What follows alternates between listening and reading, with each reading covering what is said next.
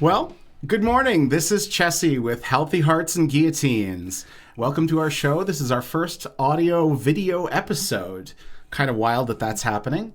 I want to welcome everyone, and introduce in the flesh my compatriot. This is where you say your name. Oh, my name is Zakim. Nice to be here. Yes. Good morning. This week on Healthy Hearts and Guillotines, we're covering a topic that's near and dear to both of our hearts: anxiety and intrusive thoughts. Mm-hmm. How do you deal with them? How do you recover when you've had one? And how do you deal with the intrusive thoughts of other people? Particularly when you have, like, let's face it, autistic partners. Autistic partners. That might be an episode in and of itself. By itself, just neurodivergent relationships. Why not? We had so many. We do. Your wife and my partner, and in fact my entire polycule. Mm-hmm. I think you have a type. Oh God. Why'd you say that out loud? I'm the token neurotypical in my friend group. It's wild. Okay. So you have all right. We have notes actually this time. We actually have some notes that we are ready for. We're prepared. We're like adults. So, yes, because to the valuable insights and feedback of our viewers, we have notes today. So, today we're going to begin with, what is an intrusive thought? Well, I know what my intrusive thoughts look like. Go ahead. My intrusive thoughts tend to come in the form of, I should run over there and, like, talk to this person who has really awesome shoes. I'm not going to do that, but I should. Or I should, for dinner tonight, eat 3 pizzas. Mm-hmm. And then this obviously makes it really hard to control my own impulses where food is concerned, where over-socializing is concerned. I don't know what your intrusive thoughts look like, but you've described them as being a little bleak. They are a little bleak. You see, driving a car, anyone who's driven a car has had this moment. It's like, hey, just swerve left right now. It's going to be funny. I drove for 20 years. I didn't have that thought. I didn't see you drive. It didn't happen. Oh, okay. Well, that being the case, when that kind of thing happens, how do you respond to it inside yourself? Because I don't have that experience. Mine tend to be fairly benign mostly, except where cops and politicians are concerned. And then it's much more, well, I hope he just immediately gets hit by lightning. Still, most intrusive thoughts, I would define them as this: a thought which may be obsessive and repetitive and causes stress to the beholder of said thought. Okay, so it's like it has to be cause you distress before it's a proper intrusive thought. I would say so. You can, let's say you have an intrusive thought, hey, that person's shoes look nice. I should go ahead and comment on it. Happens once, like no issue. Happens 20 times a day, what the hell? It's sapping your energy, basically. I think at the point you're wanting to comment on someone else's shoes 20 times a day, that's crossed into the realm of fetish. Or obsession. Yeah. But how do you... this is weird to me, because I have had other people describe an intrusive thought that they found really upsetting. Mm-hmm. But the number of intrusive thoughts I've had that were really upsetting, they tended to be triggered by some injustice or something like that. And I was like, oh, I just hope that guy gets skinned. But I was thinking of Jeffrey Epstein at the time. You know, I don't think there's a whole lot of people in this world who wouldn't wish a couple of Mongol horde punishments on him. Well, too late, sadly. The one thing that does help pretty much everyone is realizing you and your thoughts are two separate things. Yeah. You can think of something and you're not something. You made this podcast. We made this podcast. Are we the podcast? Some weeks I feel like I'm the podcast, but that's only because anytime I don't see you to sit down to do this, my mental health suffers. Let's both admit we're using this as a support group. Community is a support group, though. It is. And God, I hope one of these days we can get some guests on to join our little support group. Yeah, we can make that happen. One day. Also, incidentally, thank you so much for coming on and being willing to get on camera with me today. You wore the best hoodie for this. DUI hoodie, of course. Yeah. Incidentally, you can DUI hoodies. There's no industrial process for that. They're just cool. They're just cool. One thing, very unrelated to the podcast, as we always do. You could put your favorite political slogan, like "Eat the Rich," on your hoodie and no one can stop you. That's true. You have free will. You can put it on everything that has at least 50% cotton on it. That's one of the things that I love about living in Lithuania is you get to see all this great custom clothing. We need to have merch at some point, and I definitely want custom hoodies that are "Eat the Rich," but then take laxatives. Things like that. I mean, better not digest that. Yes, true. And this example of our future merch brought to you by Intrusive Thoughts. It says, please help us make Chessie's dream a reality. So understanding that you are separate from your thoughts, which is a weird concept to me, because I've always thought of me as sort of a composition of all of my thoughts. But also, I've frequently felt guilty when I thought or did something inside my own head that I may not have repeated in the real world, but that was something that would have been morally questionable. Tell me about that. You create distance between your thought and who you are, which is what you do. I can think of a billion things just like all day, and they're going to be contradictory. That doesn't mean I'm any different. I'm the one who chooses what thoughts to turn into reality. I can say, hey, I can move this cat. Incidentally, this is Constance. Constance will be helping us on the podcast from now on. And if I choose to move it, then that'll be a part of who I am. If I think it, then it's just going to be a thought. It's going to come to my head and pass. Okay. Which means I've chosen not to identify with the thought and not pursue the thought. I'm creating distance between it. And of course, some intrusive thoughts can be very strong, especially when they're more, like what you said with pizzas, when they're more urge-based, when they have a bit more of a chemical process in the brain, maybe even addictions. Okay, just a bit more scrolling, a bit more Reddit. Okay. Why'd you have to put it like that? Now I feel very called out. Sorry for the personal attack. I was on Instagram for 2 hours last night. Oh boy. It wasn't great. No, it wasn't. But if you just put distance between the thought of, hey, I want to be on Instagram for brain rotting myself, you can be between the thought and the action. Okay. And in the beginning, that pause might be a millisecond, a second, but in time it grows. And in the pause, you have your own choice to make. It's like, hey, should I not? And more importantly, how? Because if you're not gonna be on Instagram, you're gonna want to do something else. So what is that something else that you're gonna do? How do intrusive thoughts relate to anxiety? Well, as you've said, intrusive thoughts are triggered by something, and hell, if anxiety can sure as hell trigger that. Anxiety in my world is, and this is, I want to be 100% clear on this, this is the world of someone who is very neurotypical, but has a lot of autistic friends, neurodivergent friends, because my particular interests lean that direction.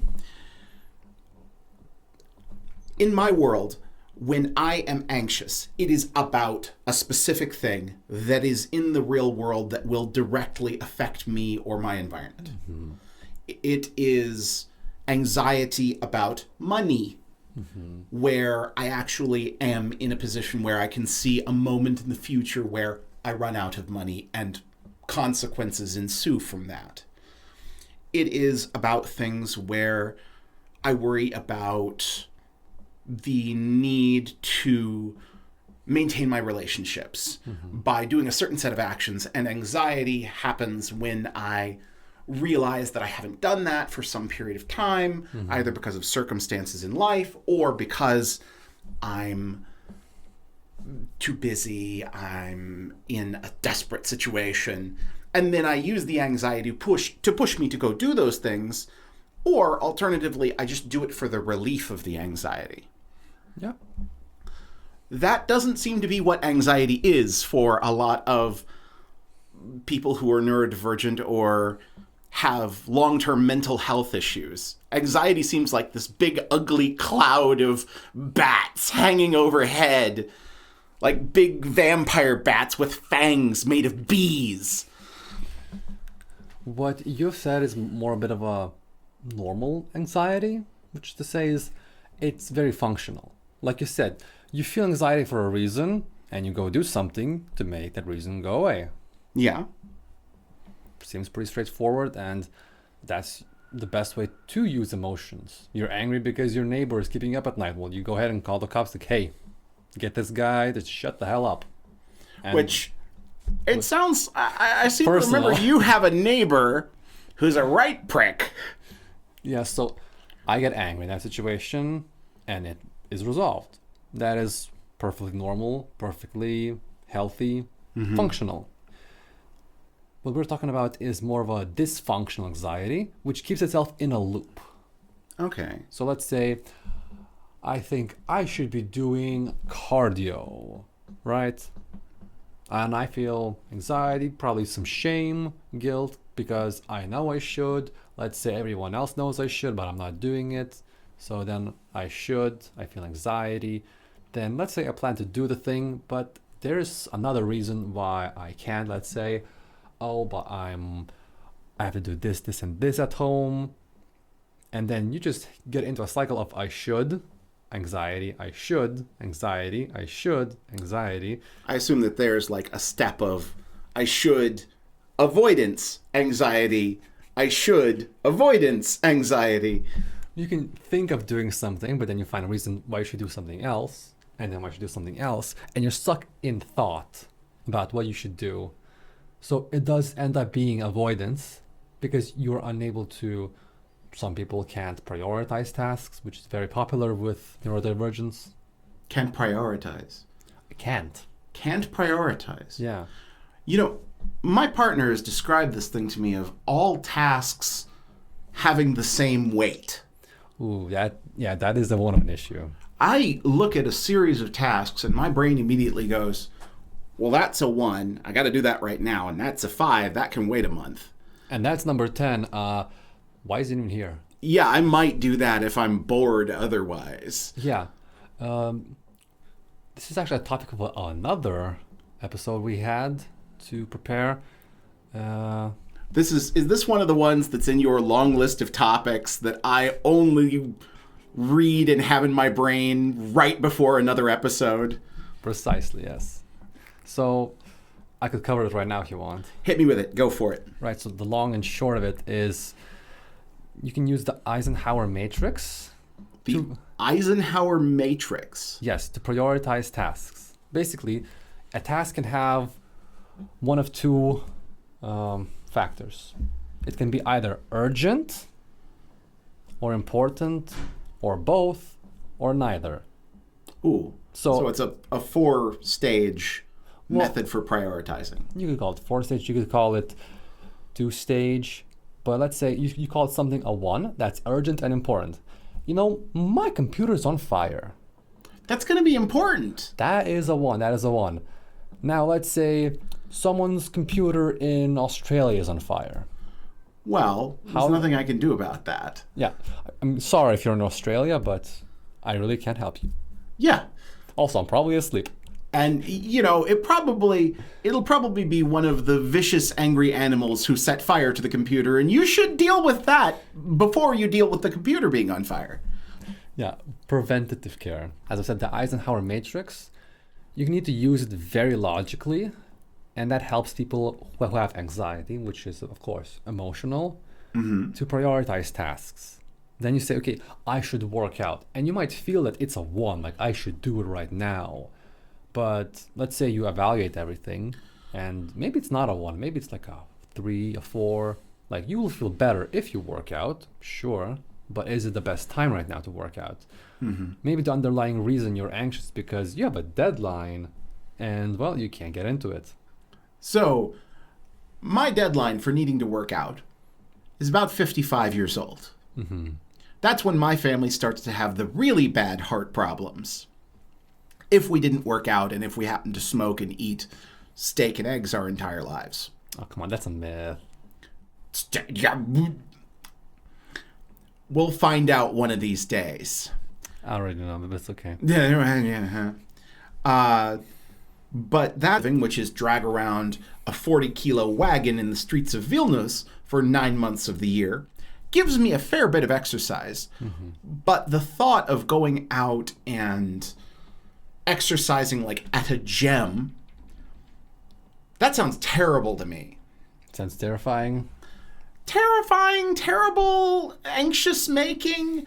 I don't want to do it. It sits as a low priority for me because I know that, but also I feel terrible for the 3 months that I'm not out there on the street pulling that wagon. Physically, I mean, I don't sleep as well. I'm more jumpy and aware of the world in unpleasant ways. Like, I tend to use my energy to scroll the news and things like that. Wow. Isn't that a wonderful use of your time? No, it's not. It's a nightmare. Well, now that you're in Lithuanian, you can get acquainted with seasonal depression. I'm from Wisconsin. We knew seasonal depression. For 9 months of the year, Wisconsin is gorgeous, and for 3 months of the year, it's trying to kill you. Sorry. Where were we on the intrusive thoughts?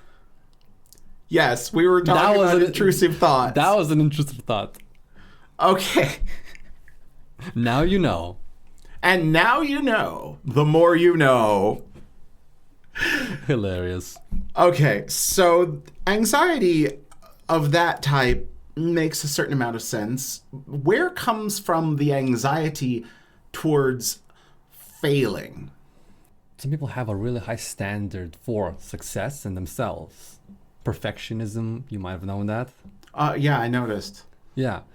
So lots of Lithuanians kind of feel that way. It's like, if I can't do it perfectly or do it right, then I might as well not do it at all.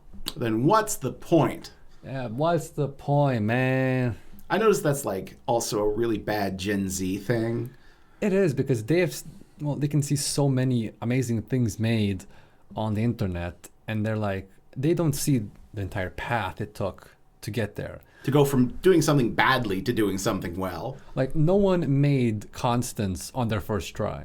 No, truly. And Constance is amazing. Yeah. To make something great, you have to make something not so great, a little bit better, then a little bit better, and you get there eventually. And you have to fail your own standards for quite a while. I remember my first attempts at woodworking, and I did have a certain anxiety about not being able to reach my dad's level of quality because he was a professional woodworker his entire adult life. Like, for almost 30 years, he worked with wood. He was in construction. He could do everything like short of carving. I don't think he ever did carving. But everything else, he would take a piece of wood and shape it to purpose. And when I was starting out and my first workbench had legs that weren't the same length, I was really asking myself if this was going to be my thing. It's hard to achieve something like the level of your dad in like the first tries, the first year. Like, that's unreasonable. You have to admit that.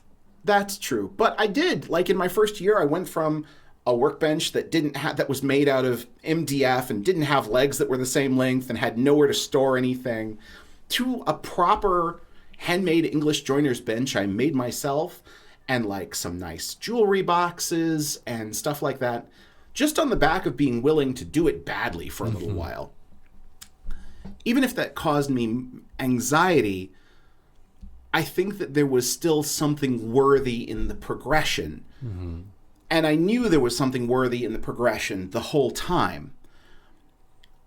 What I don't fully understand is how people reach the moment where they can see progress in front of them and just go, I can't do that. It's usually not just about seeing progress, but feeling progress. Okay. It's the logical and the emotional. Basically, everyone knows, hey, if you eat like you should, you're going to lose some weight. But whether you believe in your own strength to do that, whether you believe it works for you, because the mind will come up with various reasons why it's not going to work. Like, oh, I have some genetic predisposition. I have this and that. I have diabetes. I have cancer. It's like, your brain will make up anything to justify the thoughts it had. It doesn't always work the other way around.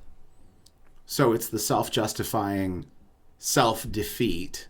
It is. That's fascinating. I don't necessarily like that, because that tends to mean that people who are faced with the anxiety of failure are going to loop themselves into failing literally before they start doing anything. Which is the biggest failure, because if you fail when you're doing something, you'll make progress. Yeah. I've made wooden rings, and I realized that was failure, because wooden rings are very difficult to get, right, because fingers are quite precise. They are. I made a wonderful ring that didn't quite fit my finger.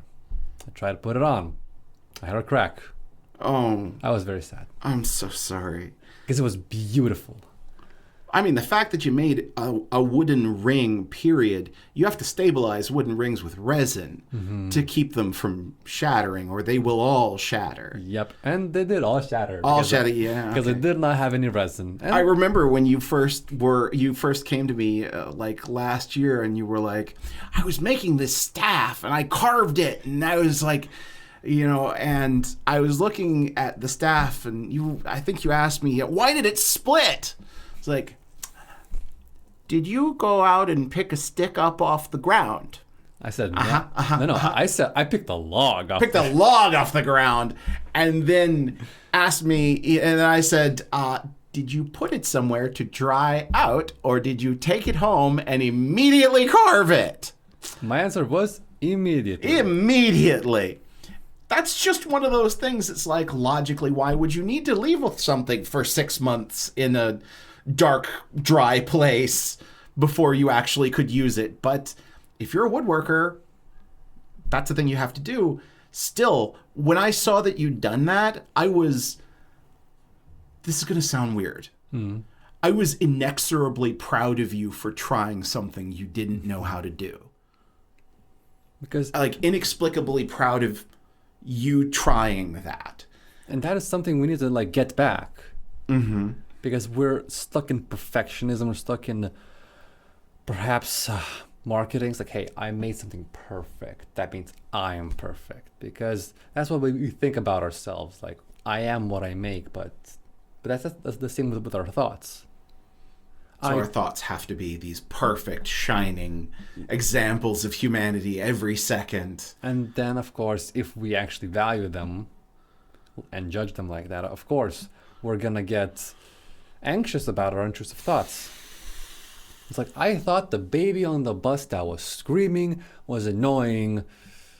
It's like, oh no, I'm a terrible person. It's like the baby just doesn't feel safe on the bus. It's like, well, yeah, but you can have annoyance at a baby and not do anything about it. One of the people in my polycule has exciting intrusive thoughts and no filter.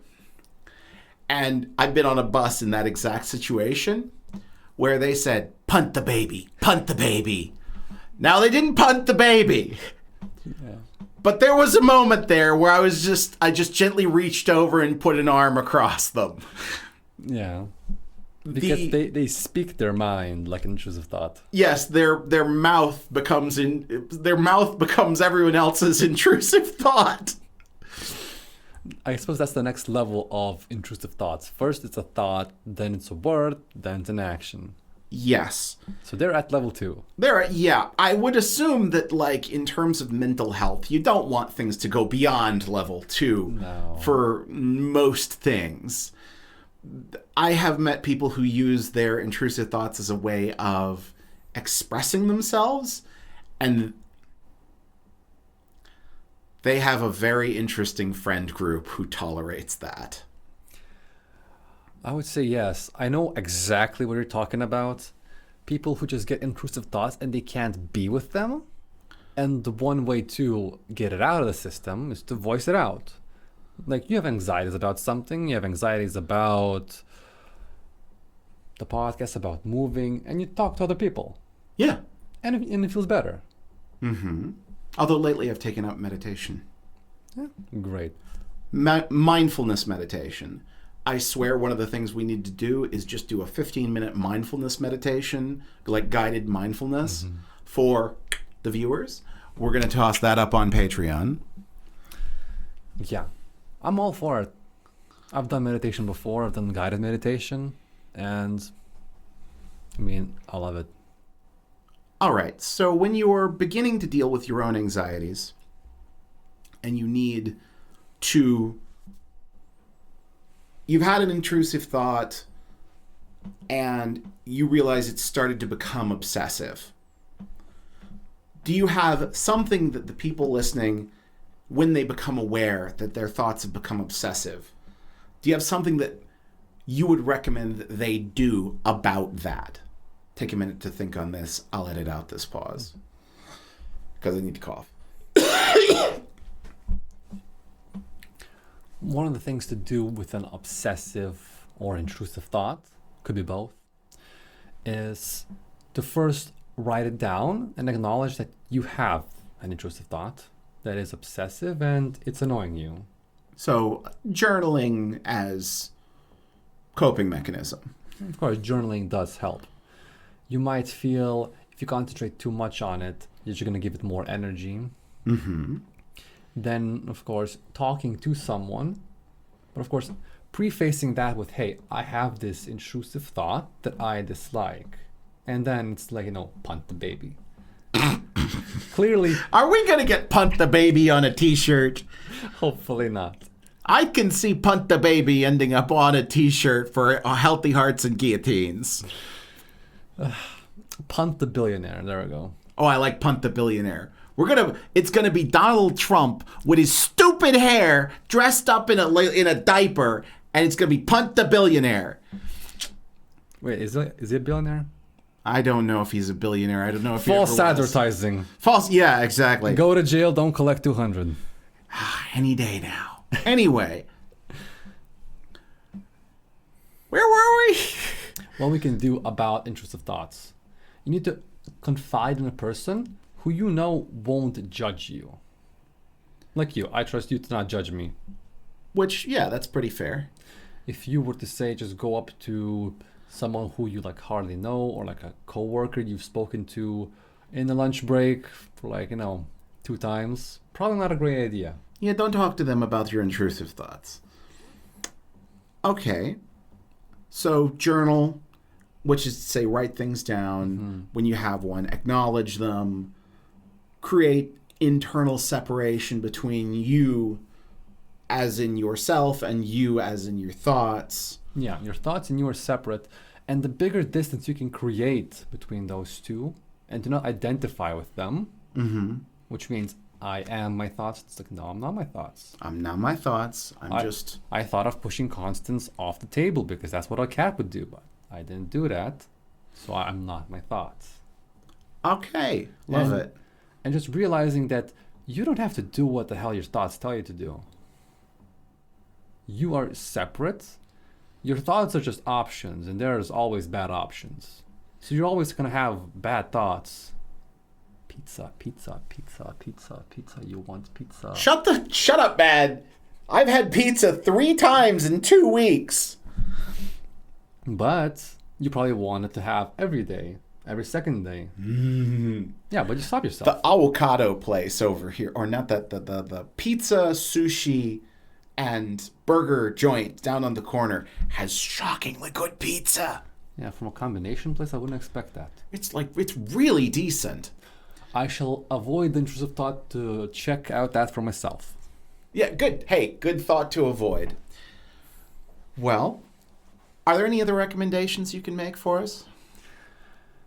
The one where, of course, it does not apply to anyone in America because psychiatric and psychotherapy is not free there. Call your therapist. Yeah, because we have therapists here who will actually listen to you and can actually help you. And I mean, I have a therapist in the US. I've been her friend for years, outside of just being, she's my therapist. And she only charges me $30 per therapy session. I made the mistake of looking up what she charges the rest of her clients. I'm going to value her like diamonds. Holy crap. Not advising to become a psychotherapist, but if you want money. If you want mad dollars, psychotherapy. Turns out it's a great wellspring of people in need. It's like the political climate creates people who need psychological help or something. Oh, yeah. Well, so call your therapist. Talk about your intrusive thoughts, become aware of them, create distance for yourself. Brilliant. Unfortunately, I'm looking at the time here, and we are running to the end. So I want to thank everybody who has come today to hear and see us. For the first time and only. No. See, you're going to have to keep the beard trimmed. Oh, God. Yeah, you've got the full Will Riker from Star Trek here, and it looks great. Like the ginger Will Riker. Eventually, it's going to turn full brown, but we'll see how many episodes that takes. I'm looking forward to it. Before I go, I want to tell everybody to like and subscribe because this is going up on YouTube. It's going on YouTube. It's also going up on our Patreon. And everywhere else where podcasts live. Where anywhere good podcasts are found. We're looking at getting a network one day soon, and you can find our Patreon at healthyheartsandguillotines.com. I also want to plug my compatriots consulting business, dalife.lt. If you happen to need coaching in your day-to-day life, either about your nutrition or your exercise or your living habits, he's your man. Thank you. And your health is in your hands.